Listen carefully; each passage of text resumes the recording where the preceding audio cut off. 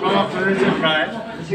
আমার আমাদের স্ট্যান্ডিং কমিটির মিটিং চলছে, আমাকে যেতে হবে, আমি অনুমতি নিয়ে আমার সমাপনী বক্তব্য দিয়ে চলে এসেছি।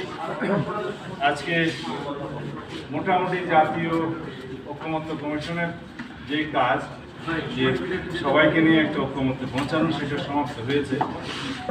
তারা গুরুত্বপূর্ণ 20 থেকে 21টি বিষয় যেটা মৌলিক সংস্কার হিসেবে চিহ্নিত করেছিলেন, সেগুলোর মধ্যে 4টা পয়েন্টে বিভিন্ন দল নোট দিয়েছেন, আমরা দিয়েছি, তারপরে ঐক্যমত্যে আসা গেছে। বাকি সমস্ত বিষয়ে আমাদের তথ্য মতো আপনারা জানেন যে সমস্যা সংস্কার কমিশনের সুপারিশের সংখ্যা ছিল 826টি।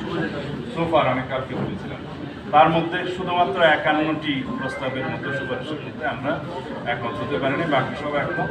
তার মধ্যে হয়তো 115টি সুপারিশে খুব সম্ভবত আমরা মতামত, ভিন্নমত বা অন্যরকম সুপারিশ দিয়ে সেটা একমত হয়েছি, সেগুলোর প্রয়োজন ছিল।